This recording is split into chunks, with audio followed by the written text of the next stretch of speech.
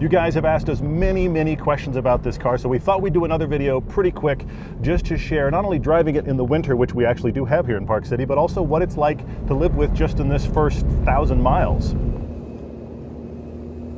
One of the main questions you've asked is why this car? Why not the BRZ? Why not the Civic Type R? Why not the Elantra N? Why not the Fiesta ST? Why not?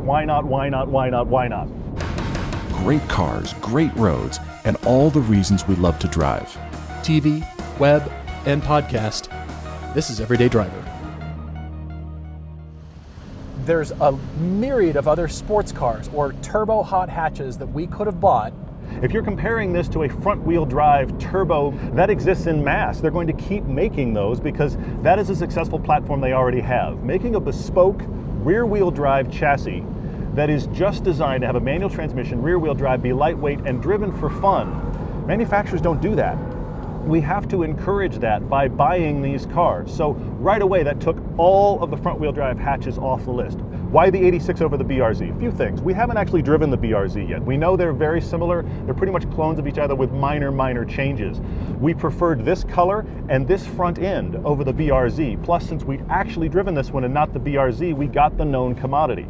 There's only one other car on the market that has this recipe that is brand new and currently made, and it's the Miata.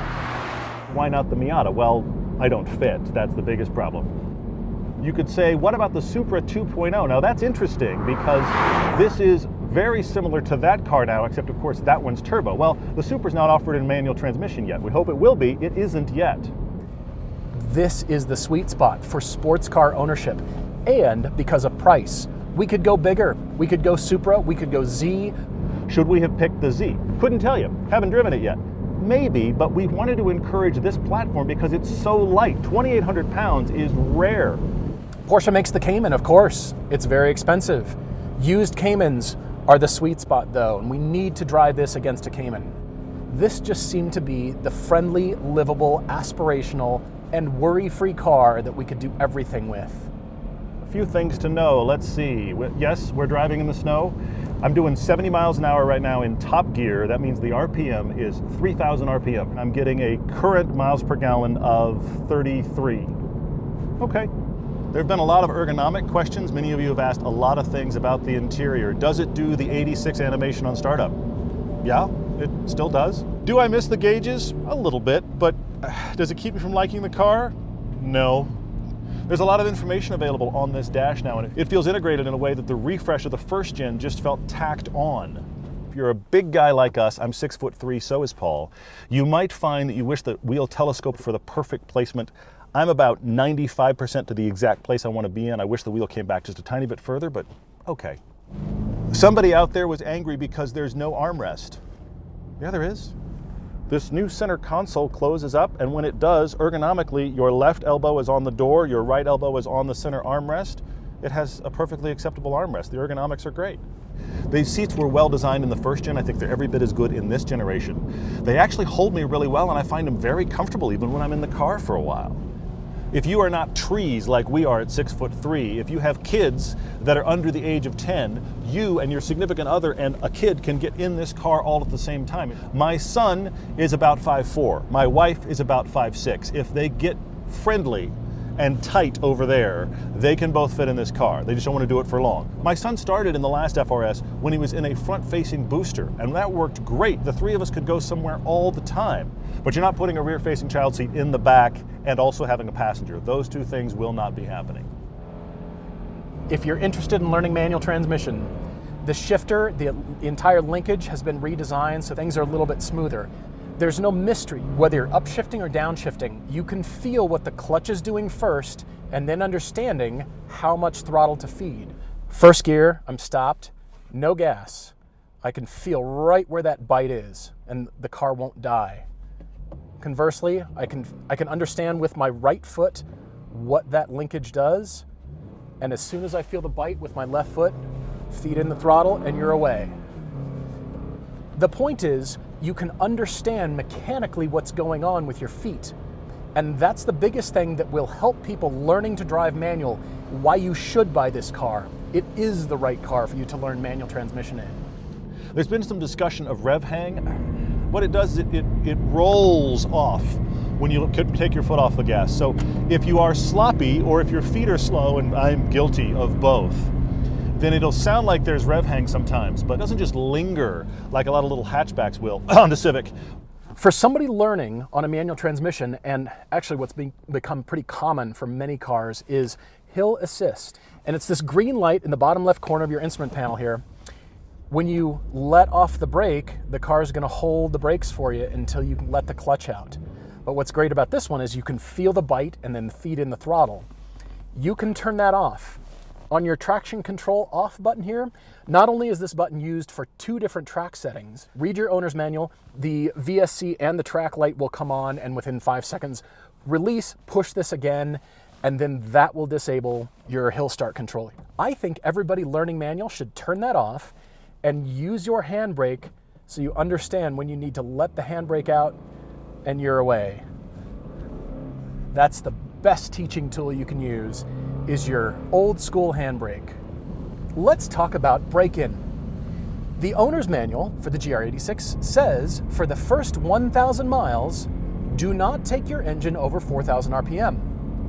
When a car gets built, it's held in a special area with a fire suppression system. So on startup, your car has probably already been redlined by the manufacturer. How does that make you feel? All that to say is, we're just driving it. Yeah, we haven't abused it, but we're not staying under 4,000 RPM. We're driving it like a normal car, just like we would right out of the gate.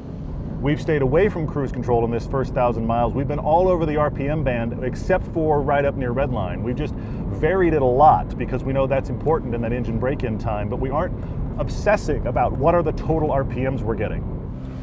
We're at altitude here. We've been living with the car for 3 or 4 weeks, and I'm still very satisfied with the amount of power. The torque comes on just above 4,000 RPM, the real torque. And it's finally a real car. It moves like a real car. Could you turbo it? Could you do the supercharged thing like the first generation? Sure you could. But at this point, even at altitude, I'm still very satisfied with the power. And a naturally aspirated car, when set up right, and this one is, there's little nuances you can do to the pedal, and the wheels and the attitude of the car will change much more so than it will with a turbo. Yes, at 4,000 RPM, where I am right now, the turbo car would have more punch than this would. I fully agree. But this has the power the first gen should have had, and we need to stop equating power numbers with fun. Manufacturers have sold this idea to us that if it has more power on paper, it must be that much more fun than the last version or that much more fun than the competition, and that's a lie. It's a straight up lie. Power and 0 to 60, or who wins a drag race, these are not the deciding factors on what makes a car fun. I know we all want to think that. What you're looking for is fun for all the normal driving you would do. Not fun because somebody else did a great time on the Nürburgring. I mean, that's cool. It doesn't help you enjoy the car. Big thanks to our sponsor Nokian for coming alongside us and giving us some Hakkapelitas specifically for days like this. When you get a really bad weather day, they are unbelievably good. Now, when it starts to get warm, they get soft and spongy, which is kind of standard for a winter tire. The trade-off is I'm laughing at the weather. There's certainly those of you that think, okay, I get snow, I can't have a rear-wheel drive car, I must have all-wheel drive. I don't know that I agree. When the car is light like this, it actually feels easygoing. It feels like there's some learning to do here, but it'll do anything I want it to, and it'll also stop faster than everybody else because I have winter tires and I don't weigh as much. It's almost a pleasure to be in the sports car on winter tires and have everybody in a truck or SUV looking at you like, what are you guys thinking? And I love it because we're down low on the road and I feel like I'm far more in control. But what happens is people buy an all-wheel drive car and have marginal tires and think they're better off. I'd rather be in rear-wheel drive with winter tires, happier, safer every time. The issue that might happen here is ground clearance, maybe, but how often are you on roads that aren't cleared?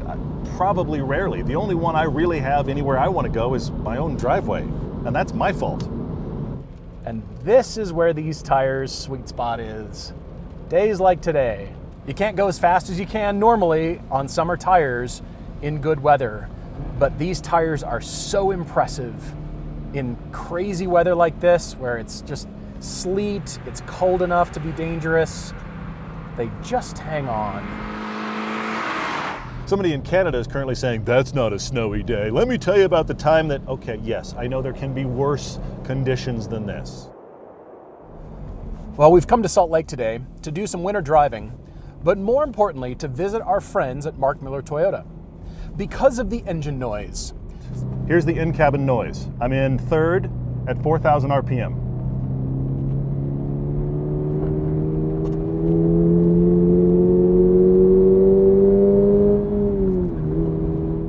That gives you an idea of what the in-cabin noise is like with the speaker that we are headed to the dealer to get turned off.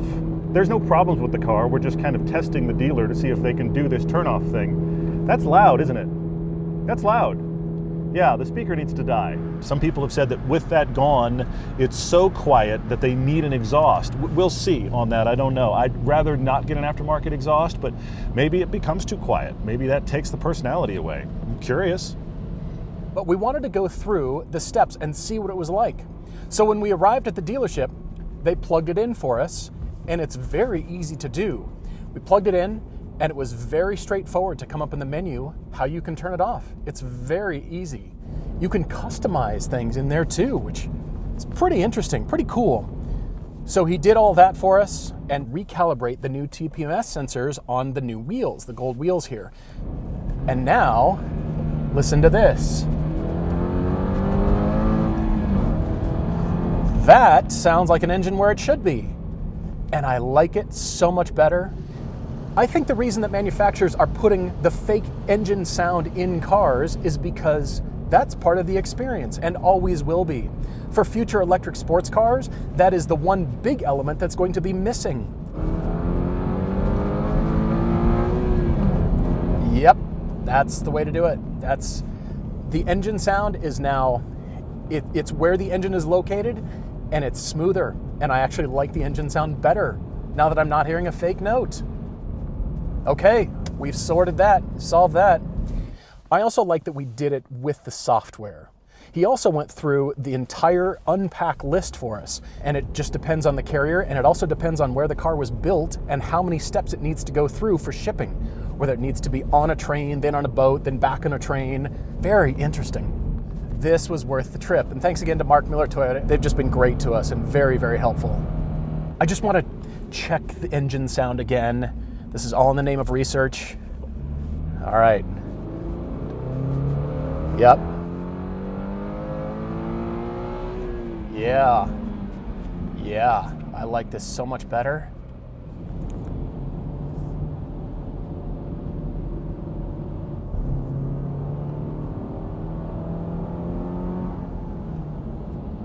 I don't think we need an exhaust.